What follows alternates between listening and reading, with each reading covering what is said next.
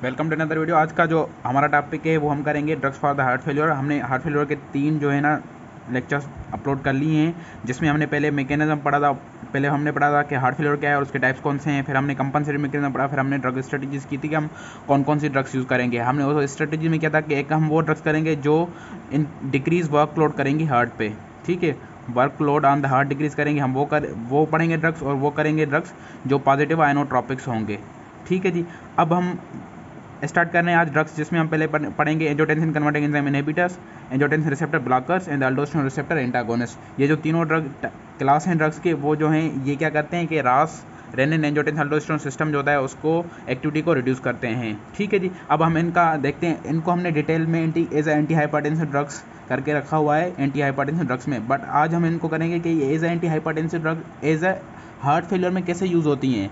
इनका तो हमें पता है ये कौन कौन सी ड्रग्स हैं, बट हम इसमें देखेंगे कि ये एज ए हार्ट फेल्यूर में कैसे यूज़ होती हैं। ये इंपॉर्टेंट चीज़ है। ठीक है जी। अब हम पहले देखें एस इनहिबिटर्स। पहले अगर बात करें हम, जो एस इनहिबिटर्स होते हैं वो क्या करते हैं, एंजियोटेंसिन कन्वर्टिंग एंजाइम को इनहिबिट करते हैं। ठीक है, जब ये इनको इनहिबिट करेंगे तो कौन कौन से इफेक्ट होंगे। एक तो जो हमारा एंजियोटेंसिन 2 है उसका इफेक्ट जो है वो उसकी लेवल डिक्रीज हो जाएगी। ठीक है, और दूसरा इफेक्ट कौन सा होगा कि हमारी ब्रेडिकाइनिन जो है वो इंक्रीज हो जाएगी। ठीक है, अब ये हो गया। अब जब एंजियोटेंसिन 2 की लेवल डिक्रीज हो जाएंगी तो कौन कौन से इफेक्ट होंगे। ठीक है, अब हम वो देखते हैं। पहला इफेक्ट क्या होगा। ठीक है, अब आपको पता है कि एंजियोटेंसिन क्या है, एक स्ट्रॉन्ग वेजो कंस्ट्रिक्टर है, मतलब कि वेजल्स को कंस्ट्रिक्ट करता है। जब हम इसकी लेवल को डिक्रीज करेंगे तो क्या होगी, वेजो डायलेशन हो जाएगी। अब इस वेजो डायलेशन में एक तो वीनो डायलेशन होगी, तो दूसरी आर्टीरियल डायलेशन होगी। तो पहले अगर हम वीनो डायलेशन की बात करें तो वीनो डायलेशन होगी एक। ठीक है, और दूसरा इफेक्ट क्या होगा कि आर्टीरियल डायलेशन होगी, आर्टीरियलो डायलेशन होगी। और तीसरा क्या होगा कि रिड्यूस अल्डोस्टेरोन होगा, क्योंकि एंजियोटेंसिन 2 ज़ूनाक्लोमिनोजा को स्टिमुलेट करता है और अल्डोस्टेरोन लेवल को बढ़ाता है। जब और एंजियोटेंसिन 2 नहीं होगा तो अल्डोस्टेरोन की लेवल कम हो जाएगी। ठीक है, डिक्रीज अल्डोस्टेरोन लेवल। अब हम देखेंगे इन तीनों की वजह से क्या होगा इफेक्ट। अब आपने ये पहले ही पढ़ा है। अब ये जो तीनों इफेक्ट होंगे ना, जब ये कम हो जाएंगे तो हमारा नेट रिजल्ट क्या होगा, नेट रिजल्ट क्या होगा, हमारा रिड्यूस वर्कलोड ऑन हार्ट होगा। ठीक है, वर्कलोड ऑन हार्ट। अब हम ये प्रूव करते हैं कि वाकई workload on the heart reduce हो रहा है, जो कि अगर workload on the heart decrease होगा तो हमें ये हार्ट फेल्यूर में क्या है, ये फ़ायदेमंद है, क्योंकि हार्ट को इतना ज़्यादा काम नहीं करना पड़ेगा और उस थोड़े काम करने से उसका कार्डिक आउट भी बढ़ेगा। हम वो देखेंगे। अब जब वीनो डायलेशन होगी, आपको पता है कि जब वीनो डायलेशन होगी तो वेंस की कैपेसिटेंस बढ़ेगी कि वो ब्लड को ज़्यादा अपने आप में रख सकें, और वीनस रिटर्न क्या होगी, डिक्रीज होगी, मतलब कि डिक्रीज वीनस रिटर्न होगी। जब वीनस रिटर्न डिक्रीज होगी तो क्या होगी, डिक्रीज एंड डायस्टोलिक वॉल्यूम होगा। जब डिक्रीज एंड डायस्टोलिक वॉल्यूम होगा तो क्या होगी, डिक्रीज प्रीलोड होगा।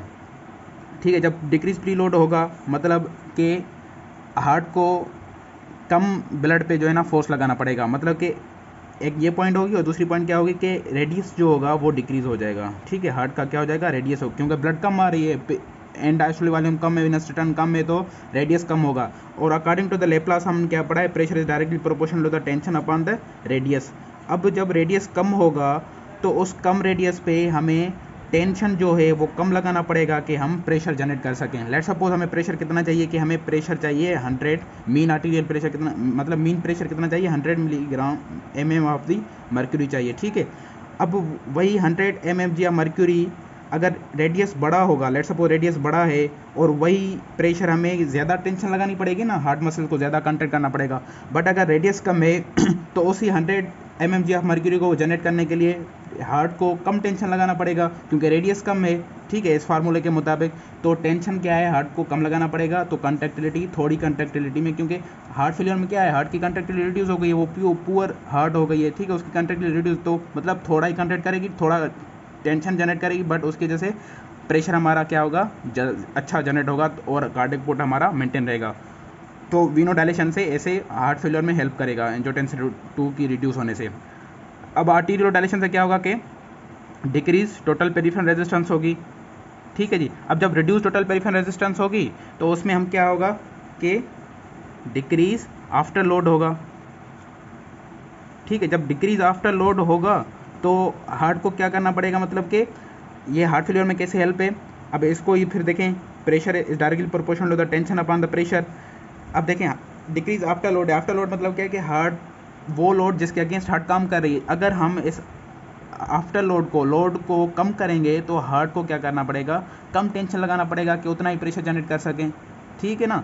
मतलब देखें ना, ये प्रेशर है, लेट सपोज आफ्टर लोड हमने डिक्रीज़ किया तो हमें मतलब प्रेशर रिक्वायर कितना चाहिए, कम रिक्वायर होगा, क्योंकि हार्ट को रेजिस्टेंस नहीं होगी इतनी, उसके अगेंस्ट इतनी रेजिस्टेंस के अगेंस्ट काम नहीं करना पड़ेगा, तो टेंशन भी उतना ही कम हो लगेगा ना। जब टेंशन कम लगेगा तो हार्ट क्या होगी, क्योंकि हार्ट में कैपेबिलिटी डिक्रीज़ हो गई है टेंशन जनरेट प्रोड्यूस करने की हार्ट फेलियर में, तो हमें कम टेंशन ही लगाना पड़ेगा हार्ट पे, तो हार्ट अच्छा कार्डिक आउटपुट इंक्रीज़ करेगी, ठीक है। तो एक ये मेथड हो गया। तीसरा, अल्डोस्टेरोन जब रिड्यूस होगा तो ये भी यही करेगा कि ये decrease salt and water retention करवाएगा, साल्ट एंड वाटर रिटेंशन होगी। जब decrease salt and water retention होगी तो डिक्रीज ब्लड वॉल्यूम होगी, जब डिक्रीज ब्लड वॉल्यूम तो सेम ही डिक्रीज वीनस रिटर्न और same he decrease and diastolic volume होगा और डिक्रीज प्रीलोड होगा, ठीक है, और डिक्रीज रेडियस होगी। फिर उसी लेप्लास लॉ के मुताबिक प्रेशर डायरेक्ट टेंशन ये रिड्यूस होगा तो प्रेशर क्या होगा, प्रेशर इंक्रीज होगा और हार्ट थोड़े ही टेंशन में ज़्यादा प्रेशर जो है ना जनरेट करेगी और कार्डिक पुट हमारा क्या हो जाएगा। इन तीनों से क्या हुआ, हमारा इंक्रीज कार्डिक आउटपुट हुआ by the decreasing workload on the heart, ठीक है। कार्डिक आउटपुट इंक्रीज हुआ और उसके जो इन तीनों करने से क्या हुआ, हमारा कार्डिक आउटपुट इंक्रीज हुआ थोड़ा बहुत और हमारा वर्कलोड जो है हार्ट पे वो डिक्रीज हुआ, ठीक है, डिक्रीज वर्कलोड ऑन हार्ट, और ये फ़ायदेमंद है किस में, हार्ट फेलियर में, ठीक है। ये तीन थे। और उसके अलावा क्या है दूसरे, एक ये भी है कि जो हमारा जब एल्डोस्टेरोन कम होगा, ठीक है, एल्डोस्टेरोन एंड दी एंजियोटेंसिन कम होगा, एंजियोटेंसिन 2 कम होगा तो क्या होगी, रिड्यूस पैथोलॉजिकल रीमॉडलिंग होगी, पैथोलॉजिकल रीमॉडलिंग होगी। ये हमने पढ़ा था कंपनसेटरी मैकेनिज्म में कि जो एंजियोटेंसिन 2 होता है अल्डोस्टेरोन होता है, अल्डोस्टेरोन की लेवल हाई होने की जैसे क्या होती है, पैथोलॉजिकल रीमॉडलिंग होती है हार्ट में, ग्रोथ फैक्टर काम करता है और उससे जैसे पैथोलॉजिकल रीमॉडलिंग मतलब कि हार्ट की शेप एंड साइज में चेंजेस आती हैं, ठीक है, और उससे जैसे वो हार्ट को नुकसानकार होता है फेलिंग हार्ट को। बट जब हम इनहिबिटर्स देंगे इसके एंजियोटेंसिन कन्वर्टिंग एंजाइम इनहिबिटर्स या ARBs होंगी तो वो क्या करेंगी, पैथोलॉजिकल रीमॉडलिंग को डिक्रीज करेंगी, ठीक है जी। अब ये था सारा इसका मैकेनिज्म किसका, ARBs का, एंजियोटेंसिन कन्वर्टिंग एंजाइम का, कि ये कैसे यूज़ होती हैं इन द हार्ट फेलियर, ठीक है, ये हार्ट फेलियर में कैसे फ़ायदेमंद है, मतलब कि इनको हम यूज़ कैसे करते हैं हार्ट फेलियर में। अब इधर हम इसको ख़त्म करते हैं इस वीडियो को, इसमें हमने मतलब मैकेनिज्म ऑफ एक्शन समझ लिया है एस इनहिबिटर का और ARBs का। अब नेक्स्ट वीडियो में हम क्या करेंगे, नेक्स्ट वीडियो में हम करेंगे कि एस इनहिबिटर्स में कौन कौन सी ड्रग्स हैं, हम दोबारा कर रहे हैं एज ए एंटी हाइपरटेंसिव में कर लिए, बट हम इनको थोड़ा देखेंगे जो सिर्फ उसमें कार्डिक फेलियर में यूज़ होती हैं, ठीक है जी, और उनके साइड इफेक्ट थोड़े देखेंगे। तब तक के लिए अल्लाह हाफ़िज़।